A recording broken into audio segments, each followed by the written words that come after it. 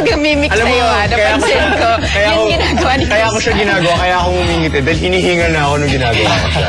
So tama-tama, kailangan compose. Pero in fairness, masasabi ko, parang kang Johnny Bravo. Johnny Bravo? Yeah, pump it up for Sige, Johnny I'll take that Bravo. as a compliment. Kailangan talaga ng facial expressions para makapag-push up ng maayos. That's one of the best exercises for me. Do you do push-ups every day? Yes, not every day. Pero, I mean, every other day. Kala ko uli yun yung birthday.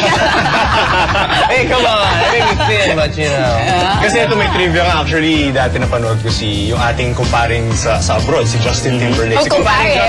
Sabi ni kumparing Justin, he keeps himself fit by doing 265 push-ups a day. I don't know with the 65, but you know. Kung magawa mo yun, syempre siguro naman segmented into sets, pero... Baka yung push-up siya na nakahiga siya. Pwede. Oo. Kasi, you know, yung katawan naman niya simple lang. Wala naman masyadong... Simple lang, ha? Sige, mataas na standards natin. Mataas na standards natin dating sa Adonis' body. Well, anyway, mga kabarkada, kung gusto nyo namang mag-exercise ng mga fingers ninyo, edi subukan nyo itong mobile download namin for Geek Speak today. It's time for Geek Speak! Okay, guys, question about Geek Speak. Have you seen Sukob? Sukob? We are yet to watch it. Not yet, pero Grabe, nakakagulat talaga yung movie na to. Yes, about it. I've seen it. It's maraming mga scary factors. Of course, Chris Aquino, Claudine Barreto, and other great actors and actresses are there. Pero kung bitin pa kayo sa movie, then get the Sukob download. So what do you get also? You get posters, wallpapers, picture messages, logos, at kung ano-ano pa. So kung gusto nyo takutin ng mga taong katabi nyo sa kama every time you're sleeping, you can get these downloads. Ito na. Yeah, text Sukob to 2366 para makuha niyo yung listings ng gusto mo i-download. Alright, there you go. mga kapatid! Ay! I think we're the same, ha? Trying to buy me right now. JC and Ako. Uy, that's a sign na talagang bagay ka sa barkada namin. Patuloy ka rin. Connect na tayo. Okay, mga barkada, wag po kayong alis. Pagbalik namin, maghahanda ko ng masarap na sandwich para sa inyo. With rice pack.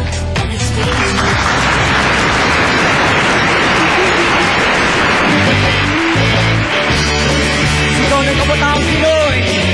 Posible! Aming actual sparring or ano ba tawag nila? Yes. Scrimmage. Atin natin lang, tinalo ka ng babae. Siyempre naman, kailangan, kunyari, yung apprentice, papatalo muna sa master. Nox, may ganyan. Diyan mo lang patalo sa master. Ay, hindi naman sa nagyayabang ako, pero... Bawal siya in the end. Di ba ganun talaga sa mga scene? Exciting nang parang talagang nagpo-progress yung story mo. Chapter 2 pala ng buhay mo to. Exactly. Ikaw, mahilig ka sa anime, di ba? Alam mo yung Rurouni Kenshin. And actually, mga kabarkada, pinag-uusapan namin tatlo kahapon yun. Na si Patty Laurel ay tahimik lang. Biglang nag-debase out na lang ako sa anime talking talk about ninyo. Samurai X and all other classic That's right. Actually, talagang inspired itong fencing by all of those martial arts na gumagamit ng sword. Another one that actually we can feature also sa Rookie of the Year. If you want that, guys, mag-email lang kayo sa amin. Yung Kendo, di ba? You wanna try that out? I wanna try that. Si Christian na yan. Huwag ka na parig fencing ka na. Tapos maglaban-laban tayo dito on the set. Ako yung gagamitin ko yung fencing outfit. I use the candle, I'll just use the gun. Gagamit siya ng baril. Tahimik ka na.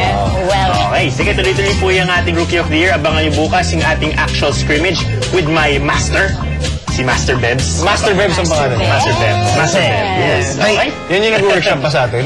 Hindi. Iba si Miss Bebs yun.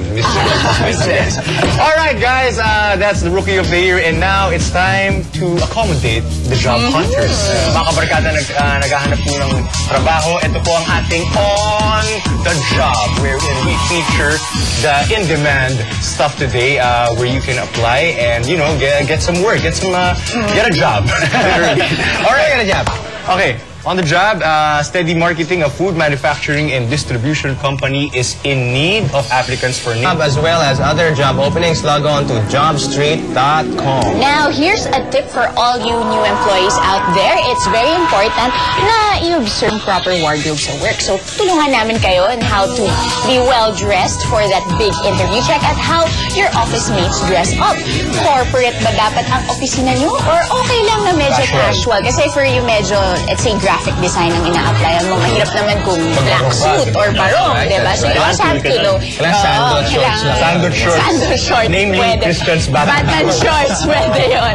Now, it will be easier kasi for your office mates to approach you when they can identify with you on something. Paano kung first day at work mo, wala ka pang idea? Maganda. Alam mo, I suggest you'd always go siguro for like something like button down. Because you can never go wrong with Ang like button down? a white crisp polo. Or you can go to the office a day Checker. before. Go to the office a day before, check out what they're wearing. Exacto. Naka-ninja outfit. Na-night view. Yes. Ano pa ba yung mga magandang tips for mga first-time workers? Actually ako, isa naalala ko, di ba kapag unang araw mo, medyo excited ka pa kaya maaga ka pa sa trabaho.